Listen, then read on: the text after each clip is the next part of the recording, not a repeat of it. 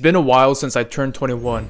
I still have a couple of months left until I turn 22, but I've learned and regretted a lot. So here is what I wish someone told me when I turned 21. The first thing is that time is everything. You may think that you have a lot of time, but you don't.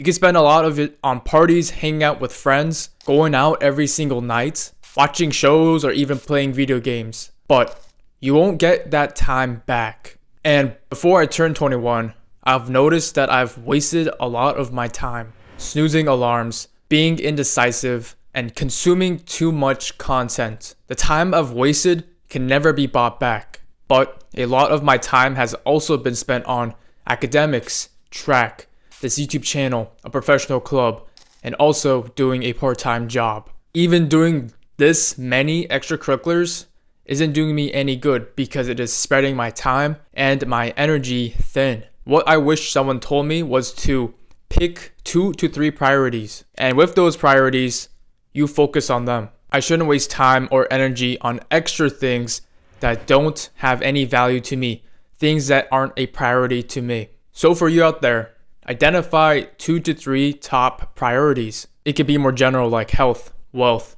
and even your academics. And then once you have your priorities set, you get rid of the things that don't add value to your life.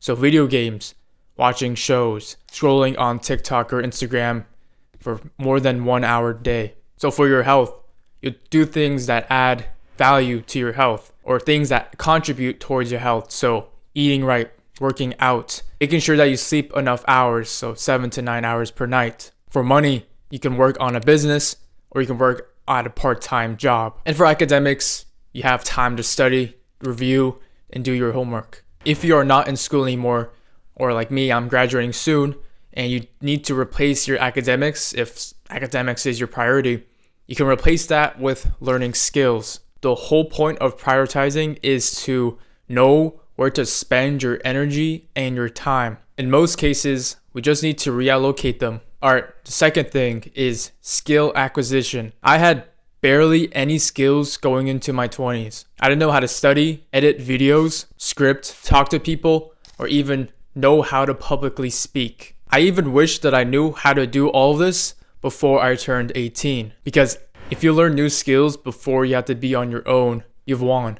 You have skills that many people do not have, and that is valuable. And with that, you've learned how to learn new skills, which is also very valuable. And in the time when I had no skills, I felt powerless. I didn't know what to do or how to do things. So developing skills and acquiring them while you age is crucial in making you valuable. If you're 18, I suggest you to learn these skills: marketing, selling, video editing, a foreign language, networking, leadership, customer service, and even programming. From these skills, you understand how to sell something, market a product, talk and convince other people, and also build anything that you want. Remember, life is a journey of learning, so it's better to start today. The third thing is to take initiative. Recently, I've noticed that I'm a bit lazy, and with the laziness, I wish things came to me before I had to take action. For example, when I'm in a new environment, I usually don't introduce myself first, and I tend not to do something first until someone else does it first. I'm sure you've been in situations like that, when you wait for someone to raise their hand first, or you wait for someone to answer the question first before you start to answer it yourself. And this stems from the period of your life where you had parents, you had teachers, you had your boss telling you what to do next, and why you should do it. And unfortunately, you won't grow if you don't take initiative.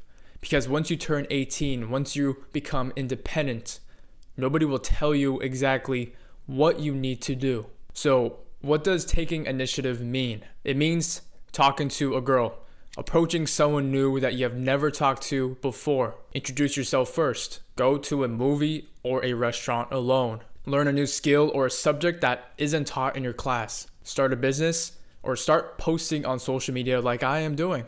Because when you have to make a business, nobody is telling you what to do.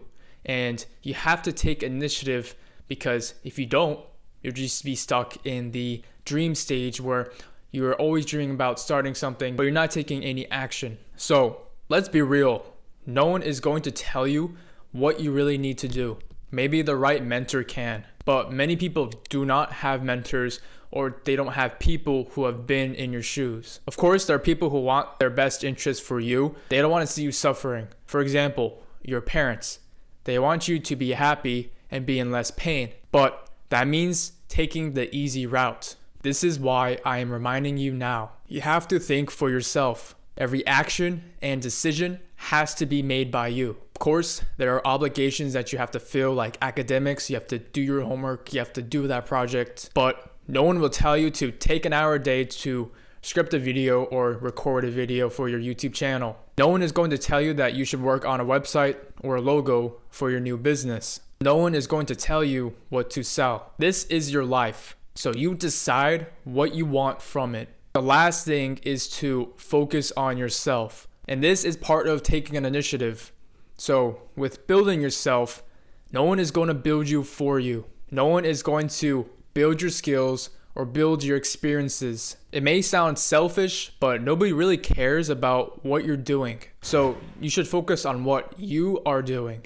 Focusing on yourself entails doing healthy habits, so sleeping to 7 to 9 hours instead of having to take time out of your sleep to go hang out with friends or celebrate their birthday, even though you don't really care about that person. And with healthy habits, you would rather eat healthy foods. You want to avoid the highly processed foods. You want to be learning something for an hour a day. And of course, taking the time out of your own day to learn a new skill to accelerate your career. You have to understand that you have to care for yourself and you have to build yourself up. Nothing is given to you. Nobody cares what you do, so do it anyways. I've failed to realize that I can accomplish my goals if I invest more of my time and energy into myself. And if I want to be the best version of myself to help serve others or have a greater impact on other people, I have to be able to focus on myself first. And what that means is I have to level up. I need to focus on my health, wealth,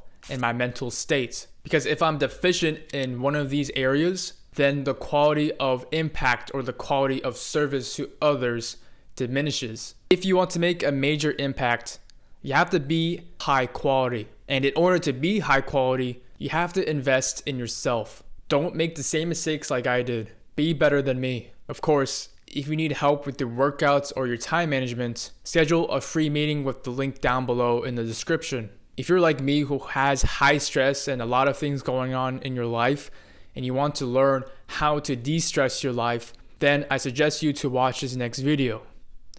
Remember to go improve it.